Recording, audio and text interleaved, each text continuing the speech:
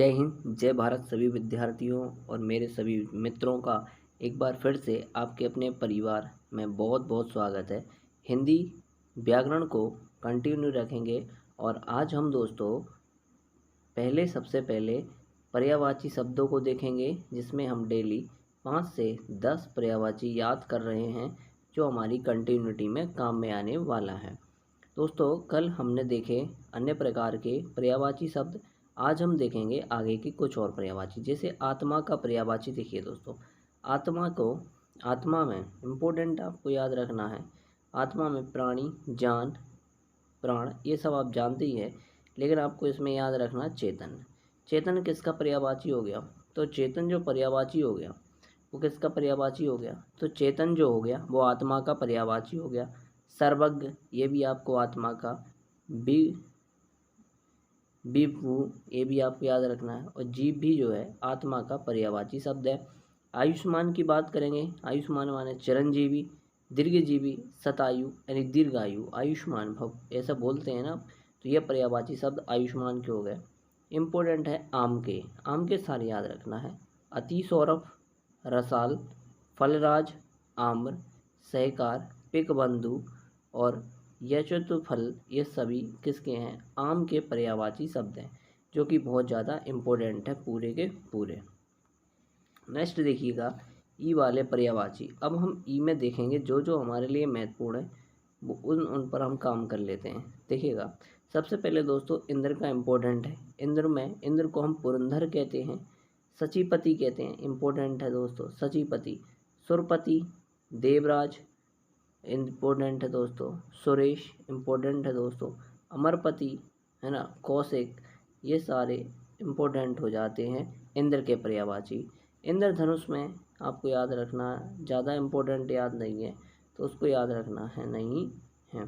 फिर देखेंगे दोस्तों इत्यादि का, आदि, प्रवृत्ति, अवग्रह इसके पर्यायवाची हैं। अटलाना का उतना ज़्यादा इम्पोर्टेंट नहीं है दोस्तों।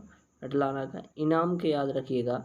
इनाम के पुरस्कार, परितोषिक करना, बख्शीश करना, ये भी इम्पोर्टेंट नहीं है।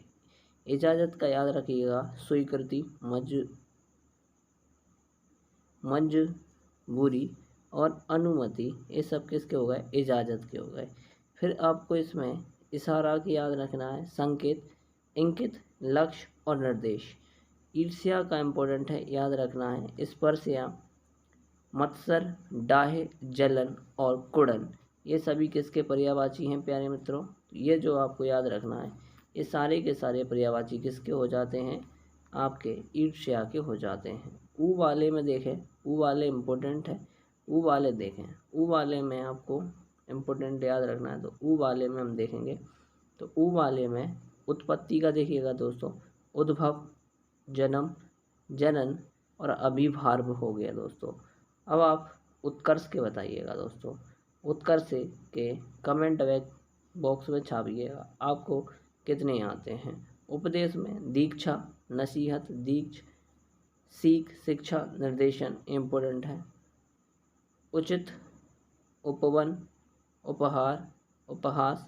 उदाहरण के इम्पोर्टेंट है। मिसाल, नज़ीर, कथा, प्रसंग, नमूना, दृष्टांत ये इम्पोर्टेंट हो गए, है ना। ऊर्सा काल इम्पोर्टेंट है। अरुणोदय इम्पोर्टेंट है।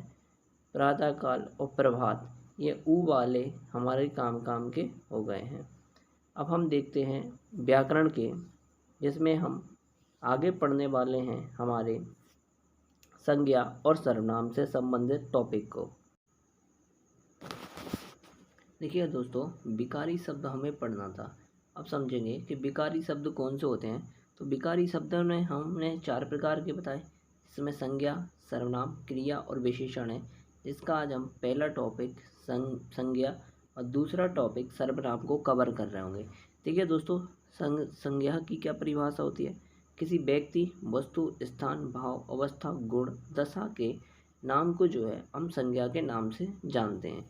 जैसे आप आलोक किसी का नाम हो गया, पुस्तक कोई वस्तु हो गई, जोधपुर कोई स्थान हो गया, दया किसी का नाम हो गया, बचपन किसी का हो गया, मिठास किसी की विशेषता हो गई, गरीबी किसी की विशेषता हो गई। ये जो होते हैं दोस्तों, ये सभी संज्ञा के अंदर आते हैं। उत्पत्ति के आधार पर, यानी कि उत्पत्ति के आधार पर हमने जो है संज्ञा को कितने भागों में बांटा, 3 भागों में बांटा है। कितने भागों में, 3 भागों में बांटा है। लेकिन संज्ञा को हम देखें अर्थ के आधार पर हम 5 प्रकार से गिनते हैं, जिसमें हमारा एक प्रमुख टॉपिक जो होते हैं 2 और, जिसमें हम द्रव्यवाचक और समूहवाचक को भी गिन लेते हैं। लेकिन हम मूल रूप से 3 ही प्रकार की संज्ञा पढ़ते हैं, जिसमें आपको याद रखना है व्यक्तिवाचक, जातिवाचक और भाववाचक संज्ञा होती है। व्यक्तिवाचक जो किसी विशेष व्यक्ति विशेष, वस्तु विशेष या स्थान विशेष के नाम को प्रदर्शित करती है, उसको ही हम व्यक्तिवाचक संज्ञा बोलते हैं। जैसे अभिषेक, ये किसी का नाम हो गया। गुंजन किसी का नाम हो गया। कविता किसी का नाम हो गया। कामनी किसी का नाम हो गया। और लोकेश किसी का नाम हो गया। अब दूसरा देखें वस्तु विशेष। वस्तु विशेष में दोस्तों रामायण ये वस्तु विशेष हो गई।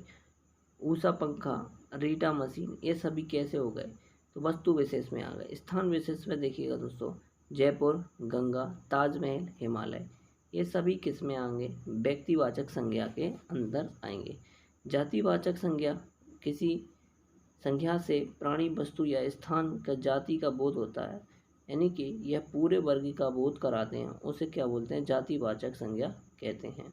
जैसे आप सबसे पहले समझिएगा, सबसे पहले आप देखेंगे जैसे प्राणी, तो ये मनुष्य, लकड़ी, घोड़ा, मोर, सेना, प्रभा, ये सभी प्राणियों के अंदर आ गया। वस्तु में आप देखेंगे पुस्तक, पंखा, मशीन, दूध, साबुन, चांदी, ये सभी वस्तु में आ गए, तो ये सभी जातिवाचक में आएंगे। स्थान में पहाड़, नदी, भवन, नहर, गांव, विद्यालय, ये सभी कैसे हो गई, तो जातिवाचक वाली हो गई। कौन सी हो गई, जातिवाचक वाली हो गई।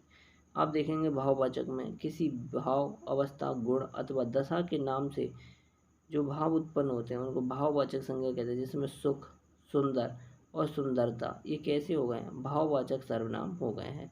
अब भाववाचक सर्वनाम के आधार पर जैसे हम जातिवाचक संज्ञा से भाववाचक संज्ञा में अगर परिवर्तित होते हैं, तो हम अंत में ता लगा देते हैं, शब्द के त्वा लगा देते हैं, पन लगा देते हैं, आ लगा देते हैं, इस प्रकार के आपको याद रखना है। ई लगा देते हैं, है ना, बड़ी ई लगा देते हैं, आपा लगा देते हैं।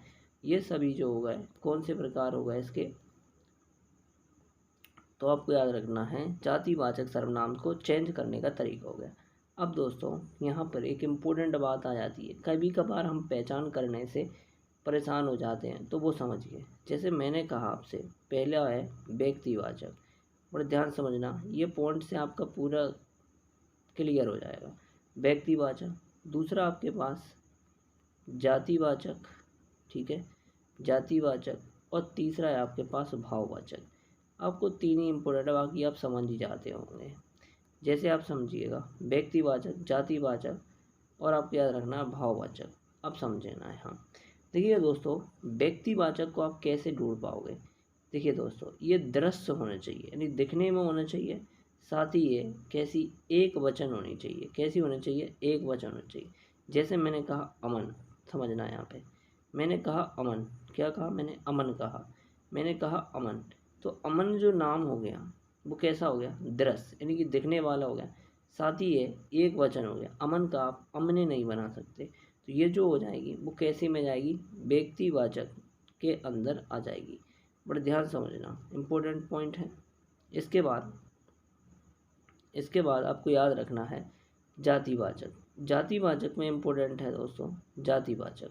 जातिवाचक की क्या विशेषता होती है, तो जातिवाचक की महत्वपूर्ण विशेषता यह होती है कि जो जातिवाचक होती हैं वो दृश्य होती हैं, साथ ही कैसे होती हैं, बहुवचन होती हैं। कैसे होती हैं, बहुवचन, और ऐसे एक वचन जिनका क्या बनाया ना जाना संभव हो, जिनका बहुवचन बनाया जाना संभव हो, क्या बहुवचन बनाया जाना संभव हो, वे सभी जातिवाचक संज्ञा बन जाती हैं, जातिवाचक संज्ञा बन जाती है। जैसे आप उदाहरण में लो, जैसे मैंने कहा जवानी, मैंने कहा जवानी, ध्यान समझना, मैंने कहा जवानी। अब जवानी, जवानी, तो किसी व्यक्ति की जवानी आपके लिए एक दृश्य है, आप किसी की जवानी देख सकते हैं, तो आप कहेंगे कि जी हाँ वो दृश्य में है। दूसरा है, क्या जवानियों का बहुवचन बनाया जा सकता है, तो आप कहेंगे जी हाँ, जवानी का जबानियाँ लिख सकते हैं। क्या लिख सकते हैं? जबानियाँ लिख सकते हैं, जबानियाँ लिख सकते हैं। ऐसे ही उदाहरण लिखिए कुर्बानी। क्या लिख? कुर्बानी। तो आप कुर्बानी करते हैं तो ये दृश्य है। कैसी है? दृश्य है। साथ ही कुर्बानी का हम कुर्बानियाँ बना सकते हैं, मेहरबानी का मेहरबानियाँ बना सकते हैं। अर्थात जातिवाचक को हम कैसे समझ सकते हैं कि वो दृश्य भी होना चाहिए और जिनका बहुवचन बन जाए उनको जातिवाचक कहते हैं। साथ ही अब इम्पोर्टेंट आती है हमारी भाववाचक। कौन सी आती है? भाववाचक। भाववाचक भाववाचक के अंदर याद रखिएगा आप, भाववाचक के अंदर क्या विशेषता है? भाववाचक में एक तो खास विशेषता होती है कि वो आदृश्य होती है। कैसी होती है? आदृश्य होती है। कैसी होती है? आदृश्य होती है। आदर्श होती है। साथ ही ये एक वचन फॉर्मेट में होती है। एक वचन आएगा हमेशा, हमेशा एक वचन आएगा। जैसे मैंने कहा आपसे मिठास, मैंने कहा आपसे मिठास। अब समझना, मिठास। अब मिठास जो है क्या दिखेगी? नहीं, तो ये अदृश्य होती है। साथ ही क्या आप मिठास का बहुवचन बना पाओगे? तो मिठास का क्या मिठासे कहते हैं कि मिठासे बहुत अच्छी है, तो इसका बहुवचन नहीं बना पाएंगे, इसलिए ये कौन सी हो गई? भाववाचक हो गई।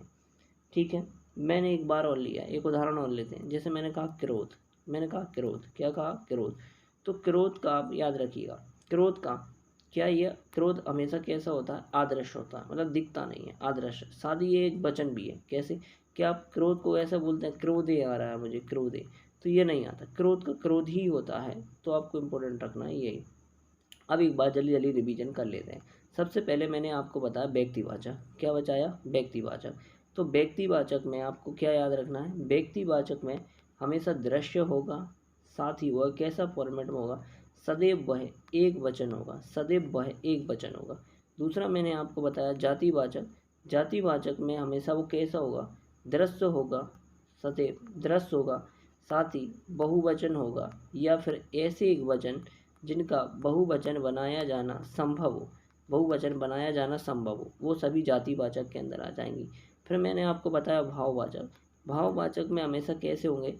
आदर्श होंगी, आदर्श होंगी। और साथ ही ये एक वचन भी होंगी, एक वचन भी होंगी। बस आपको इतना भी याद है ना, तो पूरी आपकी संज्ञा इसी से क्लियर हो जाएंगी। बस इसका स्क्रीनशॉट ले लेना, लिख लेना, बात खत्म। आप बना के देखना, 100% आपका यहीं से बन जाएंगी। अब देखिए दोस्तों, इनका चेंजीकरण है, आपको उतना ज़्यादा याद नहीं रखना। बात करेंगे सर्वनाम की। देखिए दोस्तों, संज्ञा के स्थान पर प्रयुक्त होने वाले जो शब्द होते हैं, संज्ञा के स्थान पर, इससे क्या होता है? ये सर्वनाम की विशेष, सर्वनाम आया क्यों? देखिए दोस्तों, जैसे हम कोई सेंटेंस लिखते हैं, जैसे कोई भाषा में, जैसे हमने कहा राम आया, फिर हमने कहा राम गया, फिर हमने कहा राम सो गया, सो गया, एक ही व्यक्ति के बारे में चर्चा चले। फिर हमने कहा राम जागा, राम जागा। तो यहाँ पर भाषा की जो सुंदरता है वो समाप्त हो रही है। बार बार राम आया, राम गया, राम सो गया, राम जागा। तो भाषा की सुंदरता को बनाए रखने के लिए सर्वनाम की आवश्यकता पड़ी। जैसे राम आया, वह सो गया, वह सो गया, राम सो गया, वह जागा, तो वह जागा थोड़ी सी विशेषता भाषा में बन गई। तो संज्ञा के स्थान पर प्रयुक्त होने वाले जो शब्द होते हैं वो सभी कैसे होते हैं? उन सभी शब्दों को हम क्या बोलते हैं? सर्वनाम। सर्वनाम कितने प्रकार के होते हैं? इम्पोर्टेंट है भाई, सर्वनाम 6 प्रकार के होते हैं। कितने प्रकार के होते हैं? 6 प्रकार के सर्वनाम होते हैं। सबसे पहले देखेंगे हम पुरुषवाचक सर्वनाम। इम्पोर्टेंट है पुरुषवाचक। जिन सर्वनामों को प्रयोग बोलने वाले, सुनने वाले या अन्य किसी व्यक्ति के स्थान पर किया जाता है उन्हें पुरुषवाचक सर्वनाम कहते हैं। किसे कहते हैं? पुरुषवाचक सर्वनाम। एक बार फिर से सुनिएगा, पुरुषवाचक सर्वनाम किसे कहते हैं? तो पुरुषवाचक सर्वनाम किसे कहते हैं? जिन सर्वनामों का उपयोग बोलने वाले, सुनने वाले या अन्य किसी व्यक्ति के स्थान पर किया जाता है उन्हें क्या बोलते हैं? पुरुषवाचक सर्वनाम कहते हैं। यह कितने प्रकार के होते हैं? यह 3 प्रकार के होते हैं। सबसे पहले उत्तम पुरुषवाचक सर्वनाम, मध्यम पुरुषवाचक और एक होता है अन्य पुरुषवाचक।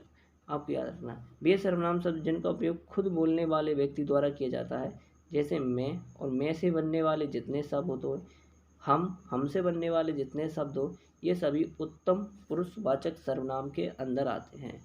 फिर आते हैं मध्यम पुरुषवाचक सर्वनाम। मध्यम पुरुषवाचक सर्वनाम कौन से होते हैं? तो तुम और तुम से बनने वाले सभी शब्द। फिर इसमें आपको याद रखना आप और आप से बनने वाले सभी शब्द कैसे हो जाएंगे, मध्यम पुरुषवाचक सर्वनाम में आ जाएंगे। अन्य पुरुष में कौन से जाएंगे, वह से बनने वाले, बे से बनने वाले शब्द, और उस या उससे बनने वाले सभी शब्द ये किसके अंदर आ जाएंगे, तो अन्य पुरुषवाचक सर्वनाम के अंदर आ जाएंगे। आपको इम्पोर्टेंट है, याद रखना है, और ये 1 नंबर आपकी परीक्षा में निश्चित यहीं से पूछे जाने वाला है।